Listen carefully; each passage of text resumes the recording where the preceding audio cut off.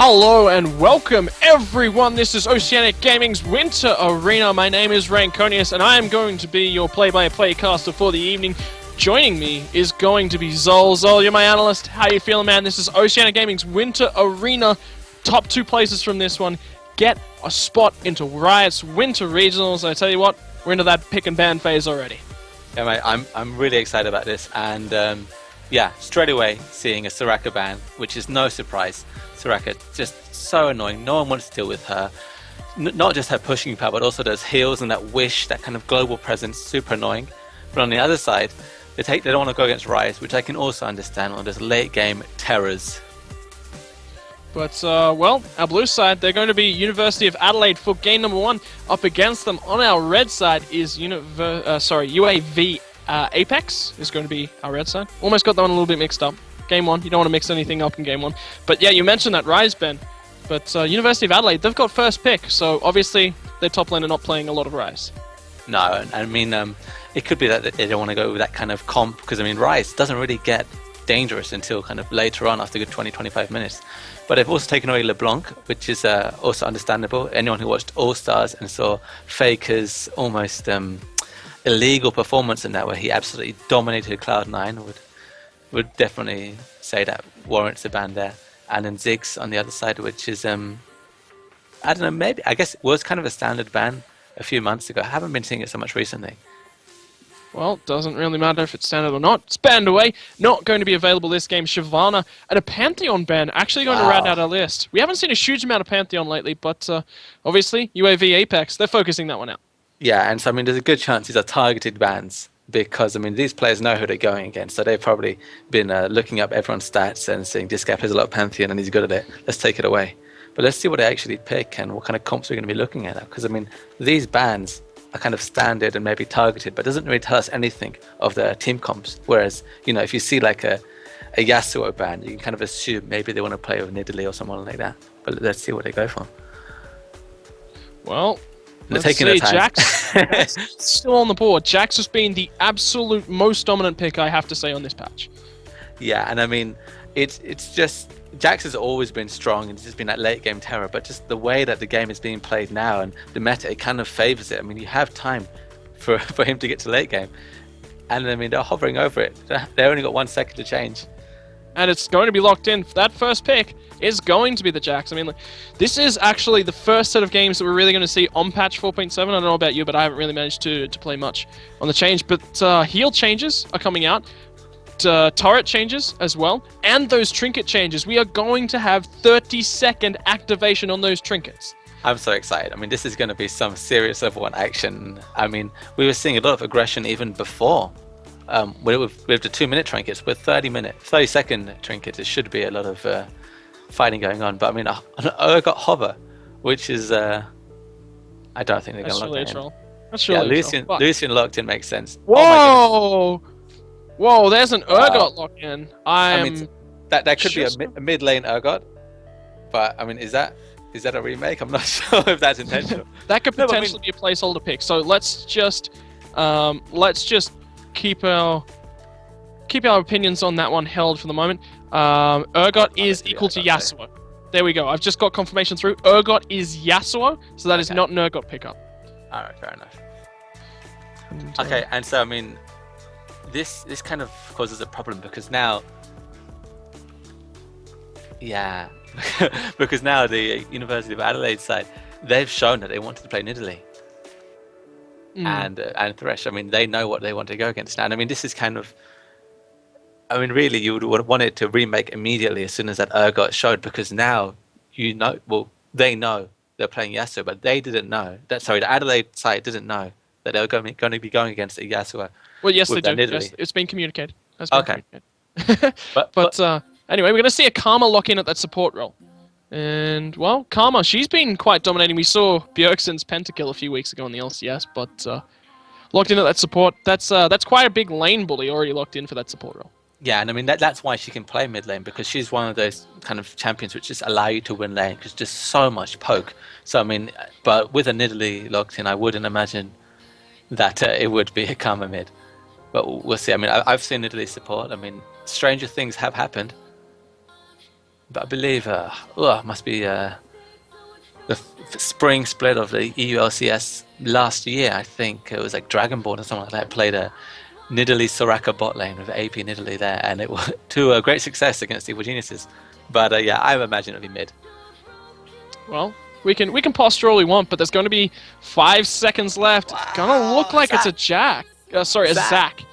Lock in. And a Morgana. Morgana is going to be going probably... So the bot lane, actually, going to be locked in here for UAV Apex. It looks like it's going to be Lucian and Morgana, unless that's a Morgana mid lane. But Morgana has prominently been seen in that bot lane.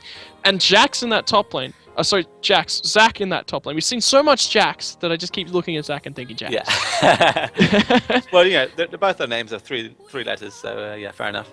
But I mean, yeah, Jax... I'll be honest, I haven't seen a lot of Jax versus Zac matchups. I mean, Zac was very popular last season, but Jax wasn't, so you never really saw that thing. Hang on. I've got no idea what's going on now. Okay, that's Jax jungle. That's Jax jungle. That has to be Jax jungle. Yeah. Unless you're running Lizard Wizard mid, which we're not going to be running this season, because we already have Nidalee. The name alone is glorious, Lizard Wizard. Yeah, I mean, it could be a Karma jungle, like a Diamond Frox-esque, but again, that's going to be a Jax jungle, my goodness. Wasn't she balanced around that after Diamond Prox brought her in and she was doing so much dueling? Whoa! Looks like it's going to be the Sivir. There's so much move speed here for this composition from University Valley. I really quite like this kind of mobile composition with the kind of the poke. There's a lot of poke. I mean, Sivir, Karma, and of course Nidalee, the kind of queen of poke there. But yeah, I mean, I don't really know. I mean, what are UAVA going to do here? I mean, to right now, who's going to be the mid laner? Or is Urgot mid? It's Yasuo mid. Okay. Yasuo at the top, okay, sorry, I keep forgetting. I was like, oh, these guys are crazy. Okay, fair enough. That's fine. So it's our top laner now, and against a Renekton. We've got Zac. Zac could be in the jungle. Yeah, so I'm assuming it will be Zac in the jungle. I don't think he'd have too much fun against Jax. I mean, definitely after maybe level 9 or 10, Jax would definitely stomp that lane. Well, what about a Volibear here? I mean, that's surely not a pickup. Malaz has just sent me another... Okay, Volibear is not Volibear. It's going to be Wukong. It's another proxy pick, just so we get all our picks locked in and worked around this time. So that's a Wukong. Game is going to be remade in just 1 second. There it is. Support has dropped out, and that will be reconnected in just a second. So, what we're going to have is Wukong Yasuo combo, and that's potentially deadly. That's a lot of mid-game power right there. Yeah, I mean... Yeah, Wukong Yasuo, I mean, Wukong's one of those champions and junglers who really synergize so well with the Yasuo, give it a bit of knock up, but it's not just him, because don't forget, also Zac with his Let's Bounce. That's also pretty nasty, keep people in place, and as well as the Morgana Soul Shackles. I mean, they really got a lot of kind of team fighting CC there, and the ability to get those picks with Morgana binding. So I mean, it's a solid comp, but I mean, I'm just afraid, because you know, what do you do against Jax after 25-30 minutes? There's no one on that team who can really take him out. Well, meantime, gonna have this lobby remade, but we know the team comps. We know that team composition. And you said Renekton versus Zac in that top lane. Is Renekton going to be able to bully out Zac as hardcore here? Or is Zac actually going to be able to survive through those early couple of levels? Well, I mean, Zac has reasonable sustain, and I mean, it's kind of hard to kill a Zac just because of his passive and, you know, his cell division, and when he comes back to life after maybe a few seconds, and Renekton won't be able to kill him in time. So, I mean, I think it'll just be kind of a farm fest up top. I mean, I would love to be proved wrong, but that's what I kind of predict. And of course, jungler interference just takes my statement and makes it void, because if the junglers get involved, anything can happen. But I mean, yeah, I just got to think back to last season when Zac was seeing so much top lane play. And all I can remember is Wicked from Evil Geniuses getting absolutely wrecked every time he played it. So yeah, hopefully it won't be the case here. Hang on. Yes. Hang on. Is that a Renekton in the jungle? Is that Jax versus... Oh, you're right, because you just pick your own champion. Champions, yeah. We're going to see Renekton jungle. This is something I have not seen at all. What would be the strength in the power in picking a Renekton jungle over putting Jax into that jungle role? I don't think there would be any power into doing that. I mean, unless there's been a change which I haven't noticed, or something's slipped through the cracks, or it's this kind of next level pick, I have no idea, because Renekton is, a lot of top laners can jungle, but Renekton isn't one of those characters who jungle as well. He doesn't do well in the jungle at all. So I wouldn't be surprised if they move it around, or they're just, yeah, there you go. Okay, thank goodness. Yeah. I want to see some good games, and I don't think a Renekton jungle would have had a good game there. So yeah. All right, now let's talk about this long-range initiate coming out from the side of UAV Apex. Because, I mean, Zach, if he maxes out that elastic slingshot, he's going to be getting into those fights from such a long way away, and then sets up for Wukong and Yasuo to a long-range initiate as well. Yeah, and I mean, that's going to be really nice. So I wouldn't be surprised to see if the University of Adelaide side, if they start sieging on a turret, Zach coming out of the shadows, boom, into Wukong, boom, Yasuo, boom. Morgana's going to come, and Soul Shackles maybe steal a few kills at the end, while in the background, Lucian there doing the culling. It's a pretty nice, solid team comp, and they want to fight. I mean, this is a team comp where you want to be grouped together, you want to challenge for dragons, and it's this kind of comp like you see when there's a rumble in the team, you want to be fighting together as five. Whereas on the side of Adelaide, they just want to poke and to get people out. And this is one of the strengths and or could be weaknesses of a poke comp, is that if you don't poke people out before the fight, what was the point of your team composition? There was none. And I mean, this was actually a weakness I saw in All Stars when I was watching it. Maybe this was this morning I watched it, because I couldn't stay up all night. Was it Fnatic versus their first game? Fnatic versus now I've forgotten who they were up against first game, but they picked Nidalee and never let Nidalee poke before fights started.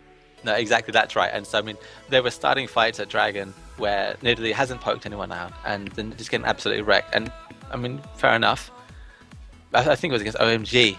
I'm going to say it was against OMG, yeah. It was. I mean, I think that's not the way you want to play that comp. And, I think every player knows this, but of course, when you're in the match and guys, your teammates saying, come on, let's get Dragon, you maybe get flustered and you kind of think, well, what can we do? We're just going to go for it.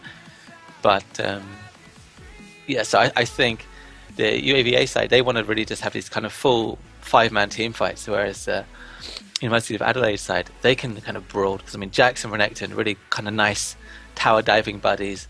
And then the bot lane has really good bullying pressure. Nidalee, if she lands some good spears as well, she can get kills on her own, or she can just be that annoyance. But then don't forget, of course, Yasuo has been one of those kind of counter picks to Nidalee. I mean, he's not a hard counter, but a lot of people do pick him as a counter just because of that wind wall. I know over in OGN, this is what Dade picks, and if anyone locks in Nidalee, he automatically picks in Yasuo, and it's like, oh, Yasuo GG, okay, fine. And he does very well, but I mean, whether or not Mafis, I can't see his name properly, Majesto can play him to that extent as Dade can, we'll see. Well, in the meantime, as well, let's talk that wind wall. You said spears versus that wind wall, but there's also Karma Poke and Silver Poke to deal with as well. If that wind wall is set up perfectly, I mean, it can totally turn fights before they even start. Yeah, and I mean, one also kind of nice thing I like about Yasuo is the kind of the help that he brings to sieging, because people only think of wind wall as this kind of anti-siege thing, but if you're sieging up at a turret, you put the wind wall next to it as well, and then suddenly the spears of Nidalee are not going to go anywhere near you, no one can poke you, and you can take turrets really easily with that if you have like a Lucian or someone helping you do damage to the turrets. So it has that kind of nice mechanic which can work both ways, and it's often not used that way in solo queue, but you see competitive play, it always gets used in that way, and it's really nice. So I'm kind of really looking forward to this. Well, in the meantime, it is time to go down those team compositions and our players. Over on our blue side, it is going to be University of Adelaide. They have got Worst Cat AU playing the Renekton, Saw Zulan on the Jax, Epic Hamman on Nidalee, Sandy Sultanas playing Silver, and Pinox onto that Karma. Up against them onto our purple side, it's going to be Zac up in that top lane. It's going to be a jungle Wukong, mid lane Yasuo, played by Magisto. It's also going to be a Lucian and a Morgana in the bottom lane. And they do have a lot of potential for picks as well. With that Morgana, she's going to be looking to make those picks, and then her team can follow up on that no matter where they are. Yeah, because I mean, they have so much movement speed as well. I mean, Wukong, he goes into stealth and he creeps along into his Nimbus Strike, bam, lots of damage. Whereas, again, we talked about this earlier, there is nice poke from the University of Adelaide side, but that poke isn't a pick. So, I mean, they can force people away. but they don't really have anything to force a team fight apart from maybe a Jax leap striking into counter strike into the whole enemy team. Although they do have Sivir, who's great for chasing. So I mean, we'll see both comps have their kind of strengths and weaknesses, but I think in a full-on 5v5 initiated by UAVA, that goes to them. I mean, if they play it right, of course. Well, if that Jax can get snowball and get farmed up, I mean, Renekton's there to obviously put pressure down that early game, but this is the patch where we have seen the changes to the Wriggles Lantern into Feral Flare combo. There is no bonus on hit lifesteal from getting stacks, but you can collect those stacks from ganking. Would Jax find any agreeable ganks early on, especially on towards Renekton? Is Renekton going to be able to bully out Zac as hard with Zac's sustain? Is he going to be able to zone him from those blobs, or do you feel like Zac is going to be able to get in onto those blobs and continue to pick them up, continue to keep that HP bar high? I mean, I think if Renekton plays it right, it probably is in his favor, but I mean, like all things, it ends up being a skill matchup. I mean, if Malaz on Zac gets an early advantage, he's going to have the HP advantage, and he can't really be bullied that easily. And of course, Zac is pretty mobile, although there are kind of two stuns from Renekton and Jax, so if they can interrupt his leap strike before he can get away, they can have a good chance for a kill. But if I was going to focus anywhere as a Jax jungle who's not the strongest ganker, probably I would do it on mid lane, just because I mean Yasuo is he's got to be in melee range to get those creeps. Although Nidalee is not very strong pre-6 to gank 4, seeing as she's not really bringing much apart from maybe a spear if she can land one. But within a creep wave, that's not the easiest thing. And yeah, we are just having a slight pause, as is always the way in all Oceanic tournaments, it seems like. Well, we are now back into the game. Pause has just come off and then immediately repaused. Yeah, I mean, I thought you were trolling me, but they're trolling you, actually. This is pretty advanced trolling here. They're getting on to me. They're making sure that I'm trolled to optimum levels. But okay, early, would you expect any invades? I mean, we did just talk about those trinket changes, 30 seconds. Which side would you expect, if any, to invade? Especially when you kind of look at there's a Morgana there that could potentially pick up Dark Binding. Yeah, I'm going to say it's probably UAVA with Morgana on their side, going to want to look to invade. But this is the thing. I think every team is going to start invading now. And this is the thing. The patch just came through. I don't think people really have that much experience. And we haven't really been seeing any pro players or pro teams scrimming. So people don't really know what to emulate. They don't know what's strong. So it's really just what they think is strong. And I would imagine, the deep invade, put a ward down at your enemy's buffs to kind of have some jungler vision would be pretty typical. But now we're actually in game, although we're in a pause. I thought maybe we can look at these summoner selections, the summoner smells, and Malaz has locked in teleport, whereas Worst Cat AU on Renekton has no TP, and this is something to look at as well. I mean, late game or even mid game, the fact that Zac can join any fight in on the map, whereas Renekton can't. This is something to think about, especially when you're looking at these kind of objective team fights, which I think is what UAVA are going to want to be looking for. So I wouldn't be surprised to see maybe an early dragon by their side. And we're actually out of the pause now. Yep, and getting back underway with our first game of the evening. So once again, for those of you who have just joined us, it's going to be University of Adelaide on our blue side for game number 1, and UAV Apex are going to be our red side as well. And it seems, look at that, early, straight away, Trinket comes out, they put it down, they spot out the aggression in the jungle. Immediately UAV Apex are just like, right, there's a ward there, we know exactly where somebody is. And seeing that warding location kind of gives you a small indication of what's going on early. Yeah, but I mean, it's so early. I mean, they could still swap lanes, and I'm kind of surprised that Renekton actually opted in for a Door and Shield, just because, I mean, it's always a solid pickup, but more recently you've seen most Renektons just want to bully their lane out, and Doran's Blade would be a bit more helpful for that, so it's perfectly possible he actually opts himself into a 2v1, but we'll see what happens. But yeah, just a little bit of posturing back and forth there, but it doesn't look like anyone actually wants to invade. I mean, look at that Trinket as well up towards the top side. Somebody else has been forced to plan out that Trinket, and that has been Renekton. So we're seeing actually 3 Trinkets on the map, but they're totally safe Trinkets. Then we see as well coming out from now the opposition side, there's going to be return Trinkets, 2 in the river, and basically in the same kind of areas as well. Trinkets starting to drop, and that's an important thing as well. These Trinket timers are just before buff spawning. They're only there for about a minute.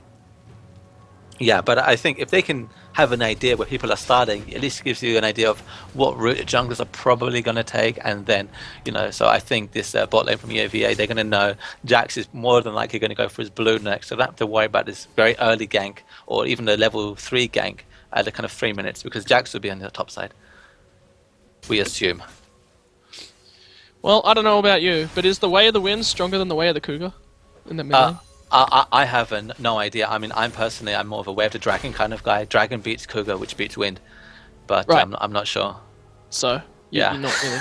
You're hedging your bets here, aren't you? You're just on the outcome of this game. I'm hedging my bets, yeah. But because it's the thing, you think it's in favor of Magisto, but it's if Nidalee plays it right, she can win this matchup. But Magisto going very aggressive mid lane.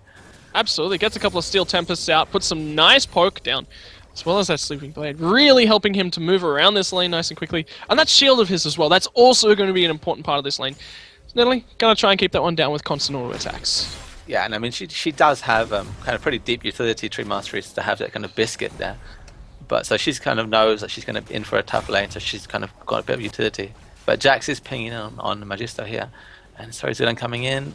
Yeah, this could be the first gank. Magisto's going to get counter-spiked up, lead a spear, a little bit of poke. Not even the flash, wow. Back into Epic Handman's favor. But yeah, you mentioned it, no flash burned, and that's going to be important right now for the Yasuo lane. He doesn't want to burn that one early.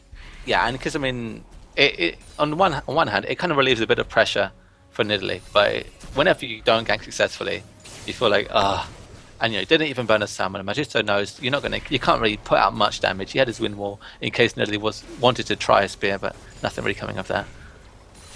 Well, meantime, everything returns to normal. We're actually seeing a quite slow game, and is this something that you feel is a change to the patch? I'm not sure. I think it really depends on the teams. I mean, all these teams really got the wards out so quickly, and they opted not to do any really aggressive invades and into a pause. But yeah, no real invades, so it then looks peaceful. But, meantime, Alaz having a few client issues. And, well, we're about to find out what exactly is going on. Bear with us, guys, whilst we get our issues and get all our players sorted and ready to play this one through. And, okay, so we're getting confirmation, just a few visual bugs, and that one will be fixed up. But gives us time to talk about the game as a whole. I mean, right now, Malaz up in that top lane. He's sent Renekton back just from pressure. Renekton kind of shoved up and was like, alright, Wukong potentially could be looking to gank about now and go space. And that's a safe, smart move coming up from Worst Cat AU on that Renekton. Yeah, and it is smart, but it's not really what you want to have happen to you as a Renekton, who is the kind of the quintessential lane bully. I mean, that doesn't bode well. I mean, he's behind the levels at the moment. It's only one level. He'll catch up soon. But you never want to be behind as Renekton, because you can't if you're weaker. And I mean, he picks up a Ruby Crystal, so that's going to help him be a bit more tanky. But, if you're Zac, you're going to be happy about that. Great. I mean, he's not building a Hydra or anything like that. He looks like he's going to be going for a Spirit Visage or maybe a Banshees early on. I mean, I don't think what else he'd build a Ruby Crystal into. And so, yeah, I mean, Zac is going to be happy. Malaz has done his job. And I mean, looking at the bot lane as well, on the other side, looks like Sandy Sultan is actually kind of winning out. A bit more CS. And that actually forced Lucian to drink his pot up. But we are back into game now. And yeah, I mean, that Karma poke early on and combined with a couple of Boomerang Blades, but Sever's got that full mana bar. They're really playing their mana quite well in this bottom lane from University of Adelaide. Yeah, and I mean, it's these small things you have to really take advantage of. Because, you might think, I want to be aggressive, I'm only up by a little bit. But, I mean, really, Lib and Agui, they've got to be really careful there. That binding goes wide, but aggression going on. Yeah, absolutely. Lib taken very low, and actually saw Zul'An on the side. Gonna force the flash out from Morgana. She's looking to make sure she's safe. And, well, AGUI no longer has that flash, and we could see some return visits from Jackson out of this bot lane. I mean, I don't know, is Zul'An, is he going to stick around and get some turret damage? Because, I mean, they could probably dive this. Lib is very low. He does have heal still. The flash is there as well. Oh, gonna be aggressively flashed by Zul'An. Gets the counter strike of AGUI, but cannot continue to chase that one down. So it is going to be a lot of pressure on this first turret, potentially first turret of the game. That's a lot of pressure coming down nice enough. Yeah, and I mean, very successful gang, because that's no summoners for the bot lane at all. Whereas Pinko is on the UA side. He still has his exhaust, so they're definitely up in summoners. No matter what happens next, they've got to feel like they've got the advantage in this lane. Chain's going down. We'll look up Jinx Shadow. We'll get counter-striked out. Nice. Jack's looking for some aggression. Pokes him down quite low, and they continue the siege onto this bottom lane turret. That is going to be turret number 1. And the first global objective advantage going in favor of University of Adelaide. Yeah, and real nice. I just hope they don't stick around too long, because now there is this kind of item differential, because I mean, Lib and Agui have been back. Sorry, Lib rather. They have been back, so yeah, quite wisely. Sandy Sultanas and Pinko's just going to walk back and go and buy. But look at this top lane. Malaz is absolutely bullying at Worst Cat AU. And this is against a Renekton with Ignite. And I mean, there's no Ignite for Malaz, so his sustain is just so nice. Hasn't even burned it, hasn't gone back, hasn't done anything. And now look at this. Worst Cat forced to base because Malaz the ulti mid lane and the Ignite. Oh man, in the mid lane though, Magisto goes deep, picks up himself a first blood on towards that Nidalee. And man, that last breath, so strong when you can find that knockup. Yeah, and I mean, Nidalee was actually, she was standing in between her turret and the wall, which is never where you want to be, because it's like saying, have a free shot at me, I can't dodge this skill shot now. And yeah, he, really nice last breath from Magisto. Had to burn his flash to get out. Maybe not absolutely necessary, but just to be safe. Didn't know where a Jax was. But yeah, great. I mean, 1v1 kills mid. You never want a mid lane to give up a kill 1v1. And really, it's split, so kind of top and mid are winning for the UAVA side, but its bot is definitely in the lead for the UA side here. So it's pretty equal, all things considered. Well, Jax, he's going to go base for the first time this game. Hasn't even burned all 5 of his health potions. He's still sitting pretty on 1. Picks up a lot of items towards that Wriggles Lantern. That's the route he wants to go to. Wukong looking to go for that Spirit of the Elder Lizard. And, of course, second round of buffs starting to spawn. Jinx Shadow makes sure that he's going to invade his opposition's jungle safely. Plants down a pink ward of his own. Gets some pressure down, and now he's looking for that return gank in the mid lane. And he comes, finds that he can't make that one work just yet. I think and backs out safe. Literally smelt him somehow. She knew there's a monkey around, and she just kind of leaped back like, oh, this could be dangerous. Oh, but Jisto going to go back in, gets a knock-up. Goes through for a couple more Steel Tempests. But, well, he seems to certainly be making the best of this lane. I mean, he's up 10 CS and that kill as well. Yeah, and I mean, what I'd like to see is after Jinx Shadow picks up this blue, is to maybe potential blue invade, because if Nidalee can't get a blue buff, really, Magisto can absolutely bully her so hard in this lane, and she can't really do much to it at all, because once her mana bar is gone, those heals stop, right? And without blue buff, she's going to have a real tough time there. But it looks like Jinx just wants to farm. Wolves more important. Exactly, more important than ganking mid. Why do you want to gank mid when you can pick up those wolves? But we did see Pink Ward trade at the back of the red buff, and saw Zulan. He picked it up on the Jax, scouted out that Jinx Shadow Pink Ward, picked it up, cleaned it out, put his own down, and now UA had that jungle control as well, and he's now over on towards that blue buff. You mentioned that timer for that one, but Jinx Shadow, he's forced to go base. Oh, scumbag jungler. Doesn't give Nidalee the blue buff, which maybe he feels that Epic Handman is behind already, so there's no point giving it to her. But really, the lack of blue buff for Nidalee is going to make it so hard for him to farm or just to even be in lane, because he will get bullied out by Yasuo. I'm all up in that top lane at the moment. We're actually going to see an interesting build coming out. Malaz has managed to go base, picked himself up a Giant's Belt, whereas Worst Cat AU has got double Ruby Crystal, and both engaging upon each other. And all of a sudden, Malaz is in a little bit of trouble, gets ignited out. The Dominus has popped as well. Worst Cat AU looking to go aggressive. Malaz is looking to pick up some more blobs, heals himself back up with that one. Malaz, Worst Cat AU has to be very careful, because Malaz... Oh, the Let's Bounce actually coming out. The stun, turn back around. Oh, is Malaz in a little bit of trouble? Look at those health regenerations from those glyph. He still has the passive. The Cell Division comes out.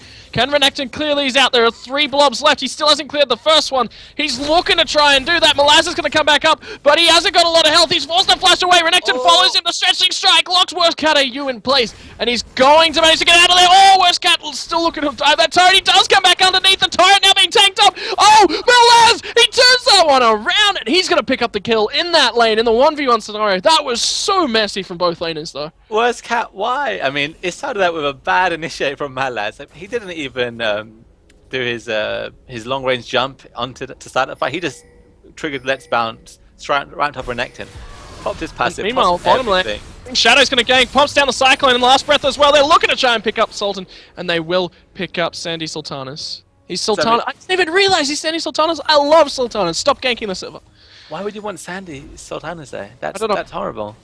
Sultanas Sultanas are nice, but yeah. But anyway, back to this top lane, I don't even know what to call it. This Suicide Fest, where both not making really the optimum plays, but Worstcat AU just so greedy, and I can understand why, because he's down 30 CS in lane. He felt like, I gotta get this kill. Unfortunately, not quite working out for him. Well, he's rest in that top lane now. Well, my last is mid lane He now. finds his first successful gank as well, and that's going to be important. It gets another kill on towards Yasuo. 3 people in mid lane. Oh, elastic slingshot from Malaz. Barely missed. And he's got an item advantage now as well. We mentioned double Ruby Crystal coming out from Necton. Now he's picked up the Nekatron Cloak. Saw Sultan coming in around the side. Does get the double counter-strike up. He's looking to put some damage on the Magician. Stand. In comes the Zac on the side. Sandy Sultanas is here as well, forcing many flashes, and on the hunt comes out as well. Malaz's going to take that spear. Great body blocking from Malaz, actually. That was perfect. He needed his team to get out, and they got out with his HP bar being the deficit. And then now, yeah, it looks like UA trying to siege in on this turret here, and they have all members here. They can. Oh, counter-strike. Jackson will pick up Wukong, and now Worstcat AU is going to do the same. Let's bounce. Saw Zola, and he's going to tank up too much damage. There's going to be a trade kill. And, well, overtaking that turret. Worstcat AU is in a bad position. Pops out the Dominus. He's looking to get out of there. And he will do just fine. But is the turret going to be surrendered? Malaz, he's trying to hang around. He wants to. Gets another stretching strike out. Passive. He should just go back home, and that's what he does. And but they're going to trade one turret for one turret. And for the bottom lane here, is this worth for UAV Apex? Because they already lost their turret. Well, I mean, I think for the bottom lane, they knew that they can't get to the fight in time to really have an impact, because by the time they could have reached there, the rest of the team would have had to back. So they did all they could and took the turret. But for the side of University of Adelaide, they're going to be happy with that. I mean, getting a mid for a bot tower, which you were losing that lane anyway, that's a pretty good pickup. Well, let's look at the build path coming out from both of these AD carries. This is interesting, actually. Siva's looking to go on for that Blade of the Ruin King route, and Lucian going the standard Bloodthirsty. Do you see any major benefits coming out from a Blade of the Ruin King route on towards that Siva? I can only imagine that they are hoping to maybe get some early Barons or Dragons in, because it's not really optimal. I mean, I guess it's fine, but might be much more typical to see a Bloodthirster, because Siva has such great AD scaling on her spells, doing so much of those Boomerang Blades.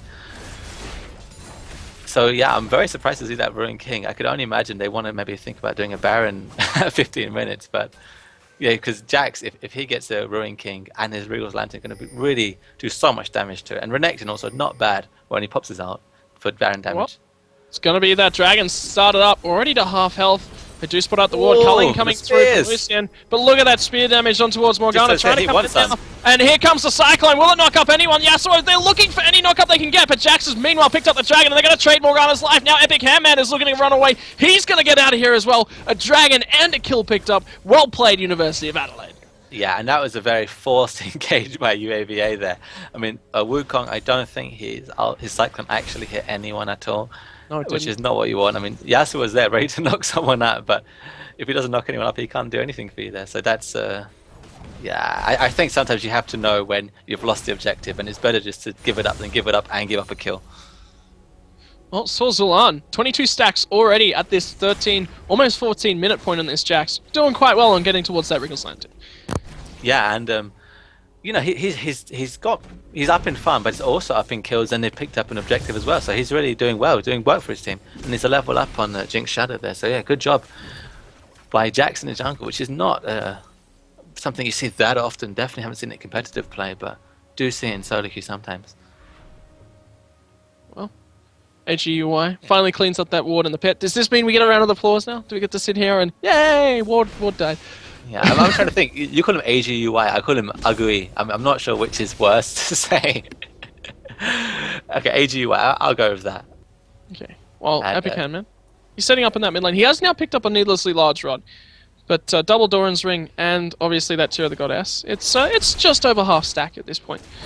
But, yeah, I mean, so that's a nice pickup. And I mean, you don't want to go Athenes against the Yasuo Wukong. I mean, of course the mana regen is great, but MR is doing nothing for you. So the tier is pretty standard if you're going against the Yasuo. And top lane, just Malaz is getting poked him, but he just doesn't care. He just wants to farm, and his sustain is so good. And having that Sunfire cape really helps. And actually, Jinx Shadow, it wasn't in the wings, but standing on the ward, cleared it out.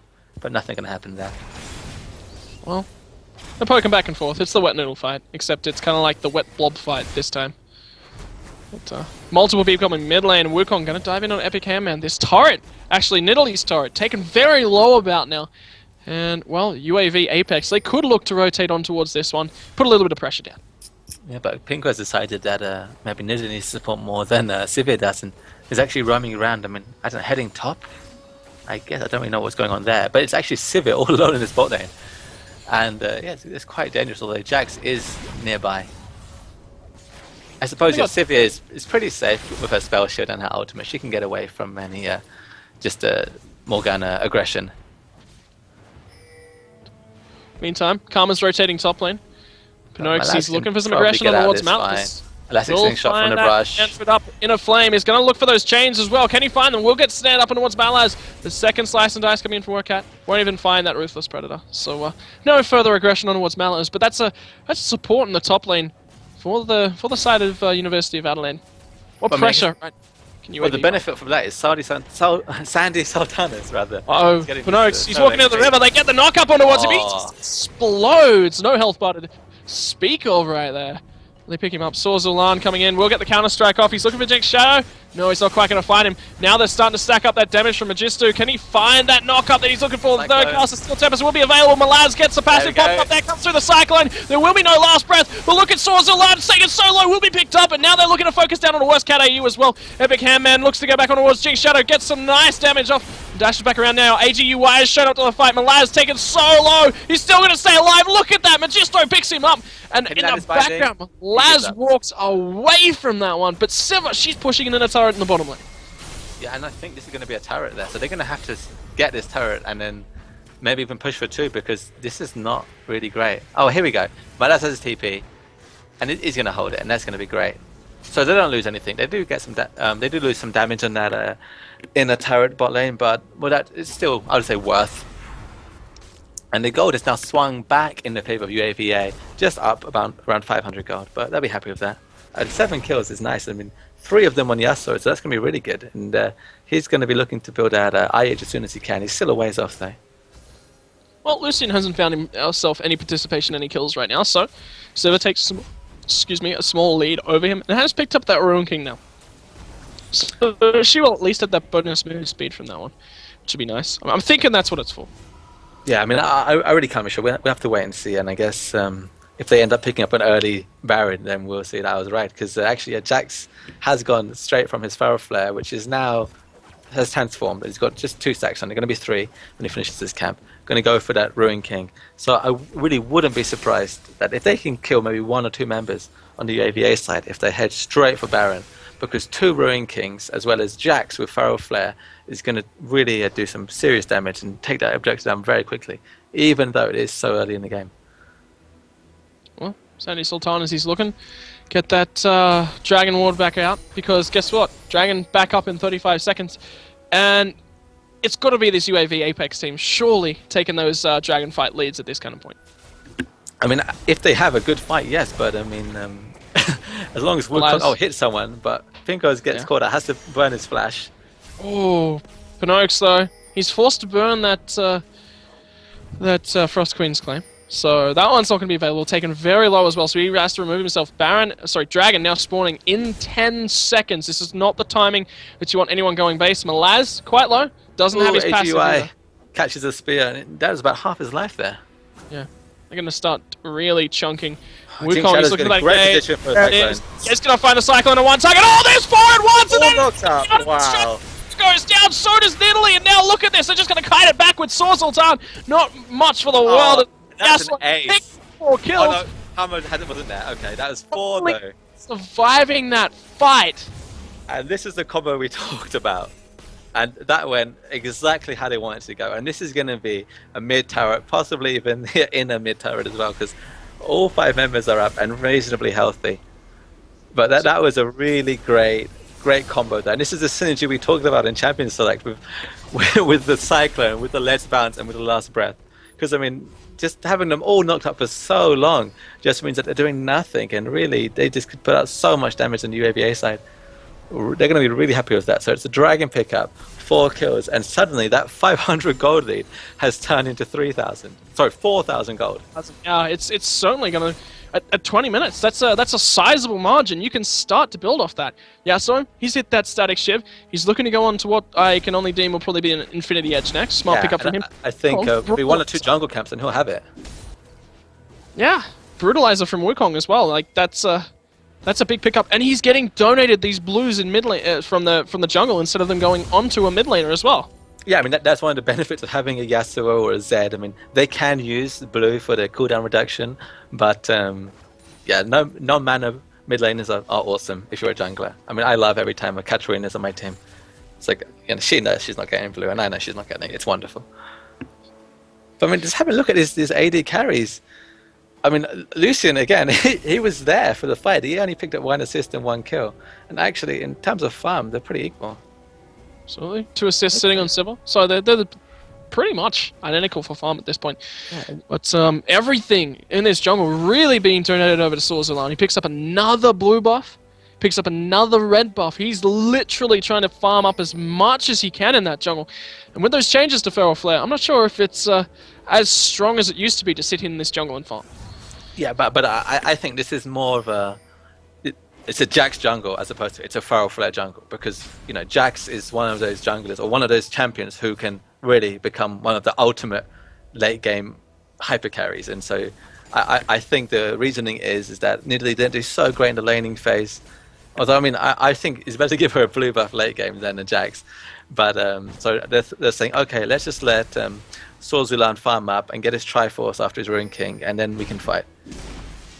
So I mean I got to assume that's the reasoning, but. Yeah, I think give Nidalee a blue buff, because wow, the spear damage is so big. Jinx Shadow catching that one, he's going to back straight away. I mean, but this Yasuo is the power. This is why. His now. Yeah, Yasuo has his edge, but yeah, this is why you pick Nidalee. But is putting a Jax in the jungle, you've got to build a Feral Flare, then you've got to build a Ruin King, then you've got to build a Trinity Force, then you go tanky. Is that too long in the game to be waiting to hit this huge power spike?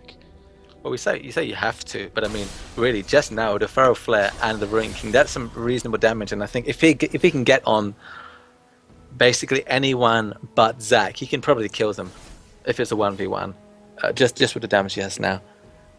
But don't forget that this also gives them great objective control. So if for example Wukong shows his face bottom and someone else is there too, then the UA side is going to say, hey guys, we can probably Baron. You know, because they'll be able to put down real quickly with that severe Ruin King, the Renekton ultimate, and the Jax with the Feral Flare and the Ruin King. Check this out. There is going to be a 4-man group. Wukong coming out of the base on towards his mid lane. Renekton and Sivir are in side lanes farming right now. This could be a turret dropping very quickly, and this could be a great pickup for UAV. But Jax gets a 3-man counter-strike. Yeah, very there it is. nice. Counter-strike, and out comes that Frost Queen's Claim as well. The Culling doing lots of damage back on the Sorcerer's Lilian Knight is going to pick him up. Yasuo takes another kill. He's 5-0-5 at this point. That is not where you want to be playing against the Yasuo. He is so strong right now. No, and I mean, it was a great initiate by Jax, but there was no follow-up at all. I mean, it was just Nidalee was there. No one else was there. So, I mean, it was great play by him, but really the team cohesion wasn't there. I mean, they weren't prepared to push these 4 or 5 men off. I mean, top lane, the lane is pushing in advantage of UA, but I think the turret's going to eat those up, but no worries. I mean, Zac's going to go up there, see if he can get a few creeps there. But, I mean, really, this is what was a 4K, now it's a 5K gold lead? No, it's still 4K, my maths is terrible. Sorry. Your maths is terrible. Yeah. Why do I even bring you on here? Well, not for my mathematical skills, that's for sure. And Wukong has finished his Ruin King in, his Black Cleaver, and so actually his Cyclone is going to apply his Elder Lizard and also the Black Cleaver stacks. So and then last Yasuo is going to be putting on so much damage. Yep, and then they're together. Lucian as well, going to be thundering through. With the culling, of course, yeah. I mean, he's going for that Triforce. He's just got his Sheen to build, and then he'll be there. And finally, Epic Hatman has finished his Seraph's Embrace. Doesn't have his Sork Boots yet, though. But yeah, I mean, Seraph's and his Death Cap done. He's going to be putting out some decent damage. He's got 380 AP already. So that's going to be... He's already a half-hitting squishies. So he'll be able to really harass people out if the spears hit. And that's a close-range spear, so not really doing that much on AGUA there. But certainly doing enough. And, well, start to see this grouping towards the mid lane once again. This mid lane turret's so low. I mean, last time they were here, they picked up a Jax kill, and then they backed out. Yeah, I mean, and it's Dragon in 15 seconds, so I think they're going to maybe set up a pick, because, I mean, they've warded out this jungle here, they've got decent vision, have cleared some wards out. And yeah, Zac is on the other side. Malas could... Yeah, there you go. The elastic slingshot in there. Here it goes. The engage is going to be coming down. And Laz is going to be in the front line. Cyclone, everything dropped on a Saw Zulan. He's going to be the kill picked up. But, I mean, let's bounce. It's still there. Yasuo ultimate. Yeah, Malaz just distracting, I think, 4 people on his own while Jax gets killed. I mean, poor Saw Zulan. He's doing his best, but he can't do anything against the Yasuo Wukong combo. And that's going to be another Dragon for UAVA there. Nice pickup. And it's a 5,500 gold lead now. No, it's not. Yes, it is. It is. Yeah. Okay, I'm going to have to get my calculator out because I can't do maths at all. I thought I double checked, but I needed to triple check. Well, Malaz returns to that mid lane, shoves that one down. Renekton clears out that Baron pit area, gets some ward control for the side of University of Adelaide. Now, if you're University of Adelaide and you're trying to set up to win this game, where are you looking to go from here? What is the focus? Do you need to just set up and let Nidalee poke? Are you looking to just disengage? Are you, is that engage way too hard coming out from the side of Apex? Oh, I mean, to be honest, I don't think they want to fight until actually their inner turrets are done, or unless they can catch a pick, because they don't really have any good disengage. And on the other side, the UAVA have great engage. I mean, they're just going to have Malaz elastic slingshot into a fight. He's going to tank the turret or whatever, tank some skill shots. Or some action mid lane. Worst cat AU being 3-man group, 4-man group in the top lane. They get the knock up and the last breath. Worst cat AU is not living through that one. Gets taken down. Magistu 7-0-5. He is absolutely huge on this Yasuo. The damage he's putting out is absolutely insane. They're forcing somebody back to go and deal with that Civil push at least, but that means it's a 3v4, and while they did burn everything pretty much bar the Culling. Maybe a bit too much there, but Lib out of position. Saw Zulan going to find him. Great relentless pursuit gets him out of here. Stretching strike, and now they're looking to re-engage onto what Saw Zulan. There's the ledge bounce. They're focusing him, doing whatever they can. Ignite coming out from Magistu once again. Now Pinokes, is he a little bit out of position? No, he's not, because they're just going to disengage, and they're able to just burn so much of these health bars coming out of University of Adelaide, then disengage because University of Adelaide no longer want to fight. No, I mean, they're right not to want to fight. I think unless they can catch a pick, they don't want to have any kind of straight-on 5v5 team fight, because they will lose, as we've seen time and time again, just because the comp from UAVA is built around the synergy that these champions have together. So unless they're on their own, they're very, very strong. And even if you do catch, one person out with a nice Nidalee spear and you hard engage with a flash, leap strike into counter strike, they could just easily go back with a Cyclone, let's bounce, last breath, and that's not going to be any fun for the University of Adelaide side. So they have to be very careful here. And I mean, this mid turret, I don't think it's got long left. Although there are pings going on for Baron, and I mean, that's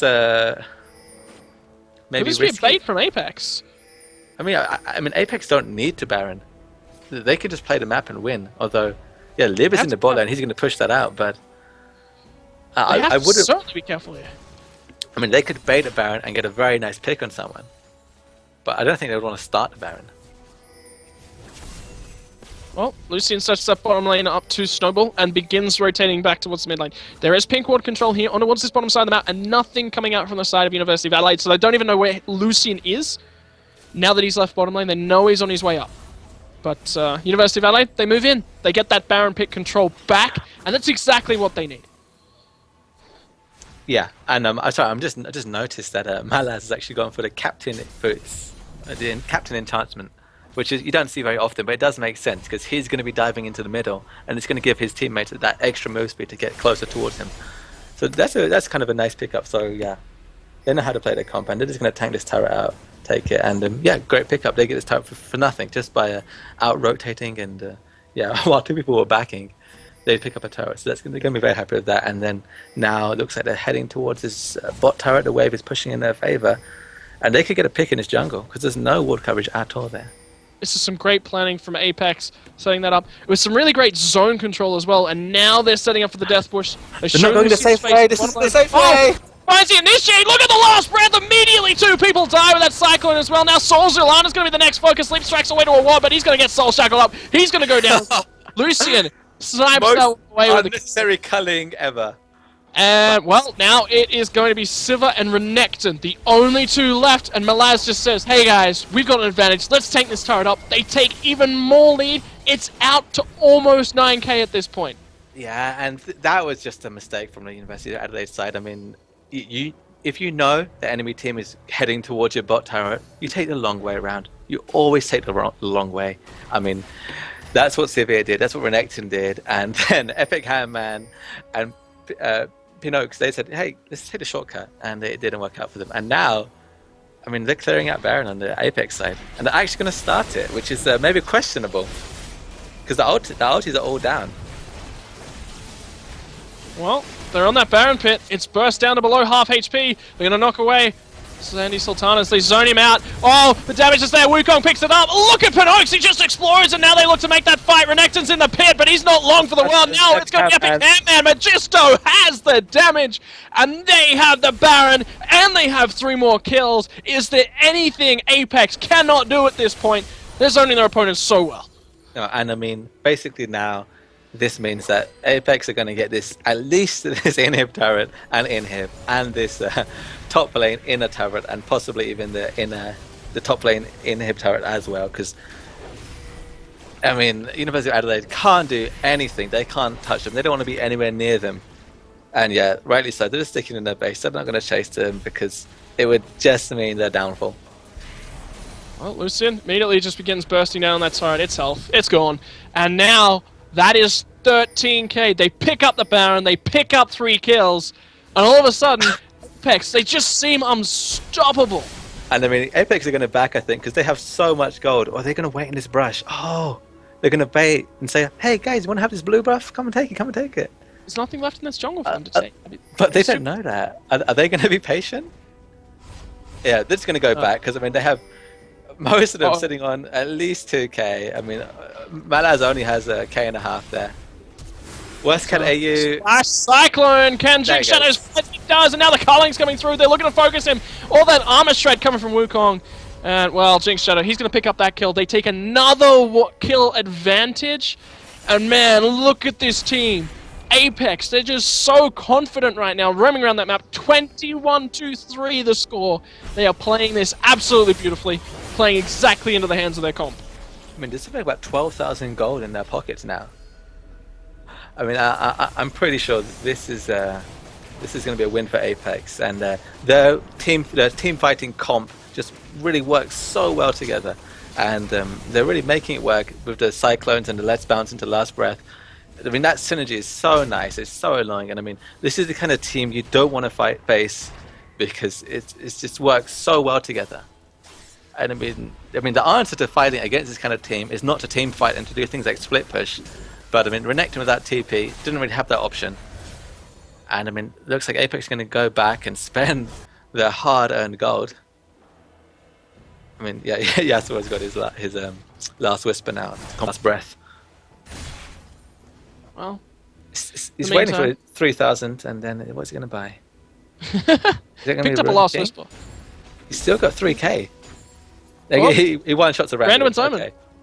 He wants to be tanky. He doesn't want to die. I mean, he wasn't already dying anyway. The opposition team was just like, hey, look, we're here. Oh.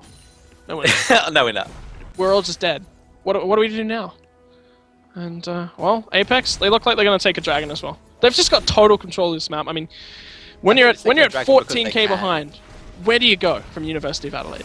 I think you hope that it's not a single elimination, because there's nothing really they can do with the team comp they have. I mean, with a different team comp where maybe you can stall out and turtle out, kind of a la CLG EU Season 2 style, maybe you could do something. But with a poke comp, which, as everyone knows, if it gets behind, is not coming back really, you don't have much to do. And I mean, I think this is going to be their last stand here. I mean, here are at the Nexus turrets, but I would choose the Nexus turrets because there's 2 of them. Because I think Malaz can probably just bully his way onto here, and Look at that creep We'll wave see what they do. up in the top lane. It's huge, and there is going to be super creep coming into the base. There's 2 already there. There's another wave on its way, and that is going to be on the creep onto the base in just a couple seconds. And well, they're starting the zone already. Culling coming through, and now Lib, he wants to engage. Spear's going to miss once again. I mean, it's a skill shot for a reason, and well, not quite finding them right. That's pretty harsh, but yeah, I mean. Oh, and Apex Amp the Forces is waiting until someone walks away, and there, Sandy Sultana is going to clear out his mid lane. And also that top lane as well. He can't tank that wave. He can't do it. No, he's going to get killed by minions there. And Jax is there as well. This is going to be a 3-man fight. Look at that stretching. Oh man, that's just the game over right there. The Cyclone combo, worst cat AU follows into the grave, and now that's going to be the last inhibitor turret picked up. Well played by Apex. More than likely, they'll be moving on. There's just a few things standing in the way from then finishing this game off, and Jinx Shadow keeps going for it. Oh, another stretch being struck. Are they going to find it? Yeah, they are. And they pick up Lucian, actually, on the backside.